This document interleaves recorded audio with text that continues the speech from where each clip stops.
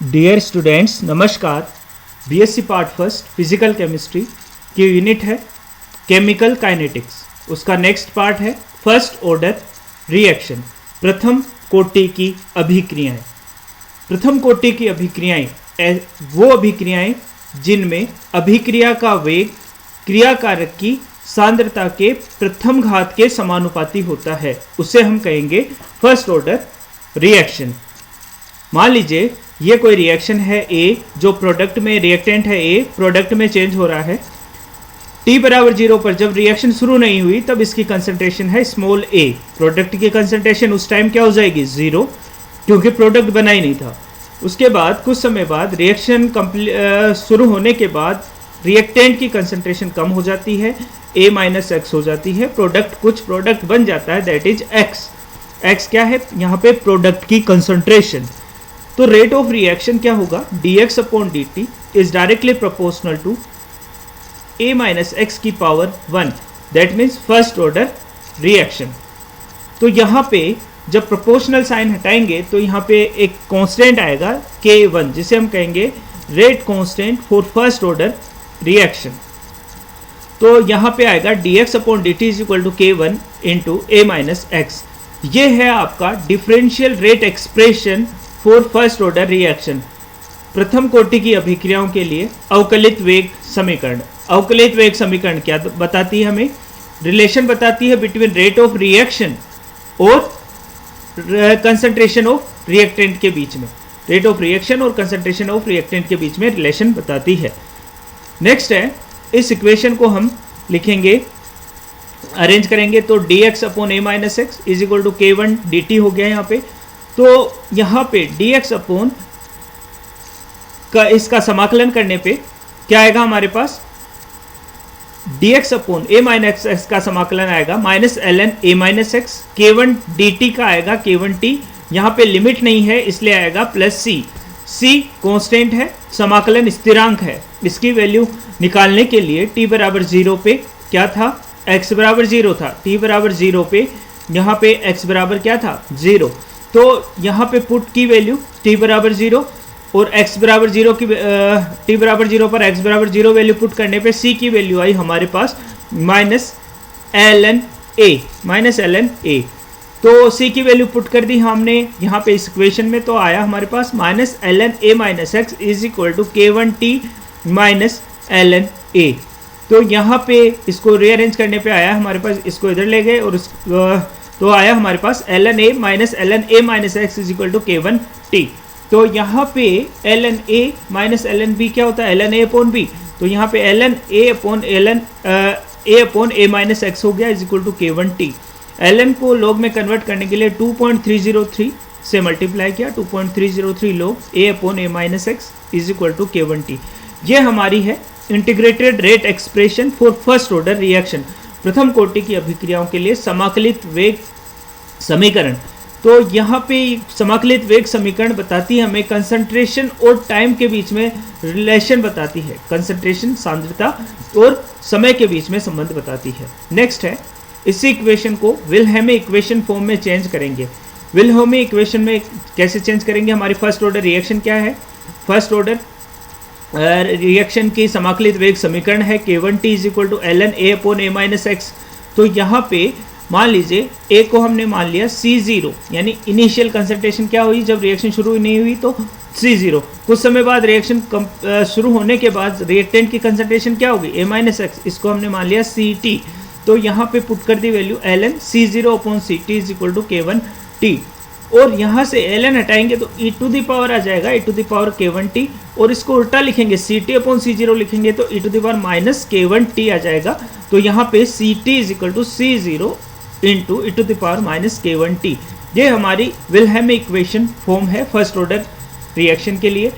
इसके बाद है time interval formula for first order reaction.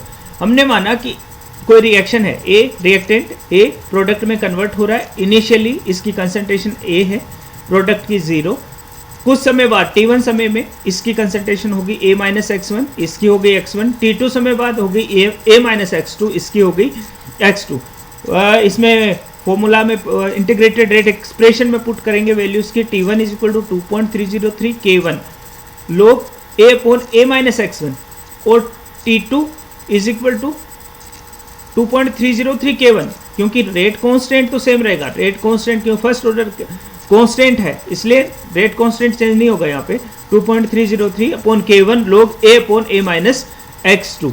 अब इनको दोनों को इक्वेशन ये मान लीजिए 1 मान लीजिए, इसको इक्वेशन 2 मान लीजिए, इक्वेशन 2 माइनस इक्वेशन 1 करने पे T2 माइनस T1 आया हमारे पास 2.303 upon K1 log A upon A minus x2 minus log A upon A minus x1। इसे सोल्व करेंगे तो हमारे पास यह आएगा, यहाँ पे log A upon A minus x1 क्या हो गया, log A minus log A minus x2 minus log A plus minus minus plus हो गया ना, plus log A minus x1। तो log A minus log A cancel हो गया और हमारे पास बचा log A minus x1 upon A minus x2।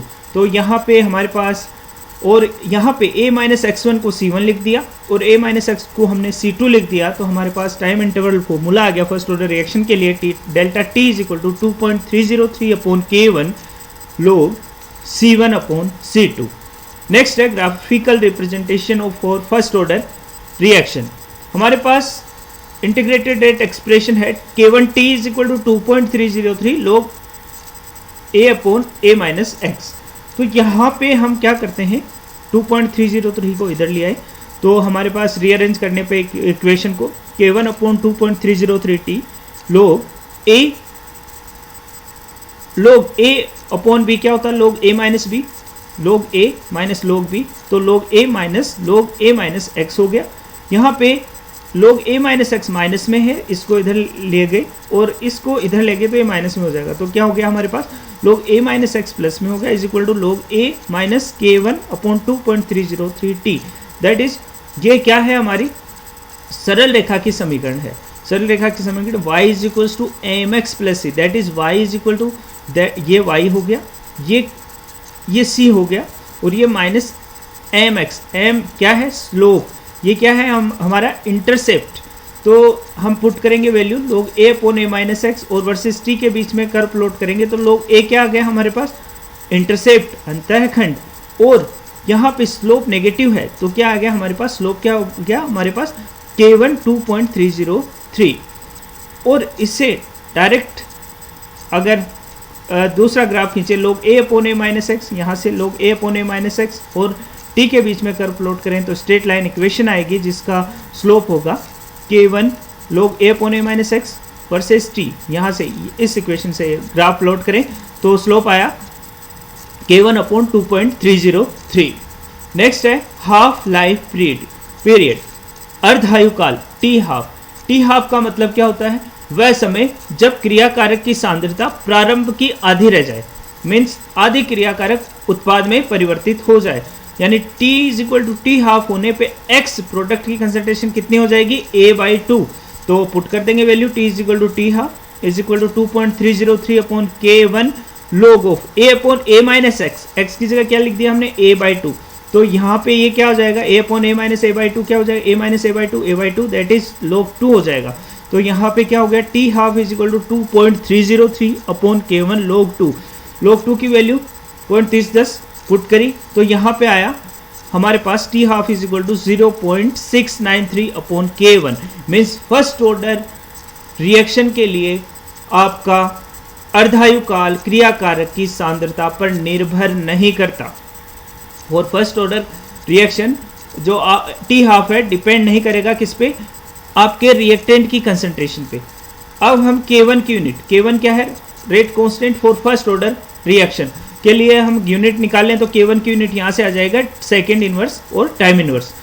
Next है आपका फर्स्ट ऑर्डर रिएक्शन है, कोई एग्जाम्पल क्वेश्चन से समझते हैं इसे। फर्स्ट ऑर्डर रिएक्शन 10 मिनट में 90% कंप्लीट हो जाती है, कोई फर्स्ट ऑर्डर रिएक्शन है वह 10 मिनट में 90% कंप्लीट हो जाती है, तो इसके लिए आपको K1 और टी हाफ की वैल्यू कैलकुलेट करनी है। तो यहाँ पे हमने माना कि 10 मिनट A मान लिया हमने 1 तो x is equal to 10 minute में कितना हो गया 90% कंप्लीट, यानी क्या बन गया प्रोडक्ट कितना हो गया 0.9 हो गया, एक का 90% 0.9, तो K1 2.303 अपॉन टी 10 10 मिनट लोग एक a upon a minus x that is ये 1 अपॉन 1 माइनस 0.9, तो इसे सोल्व करेंगे तो हमारे पास K1 की वैल्यू ये आ गई। टी हाफ की वैल्यू निकालने के लिए हम 0.693 अपॉन यहाँ से 0.693 अपॉन K1 में K1 की वैल्यू यहाँ से पुट करेंगे तो टी हाफ की वैल्यू हमारे पास आ जाएगी।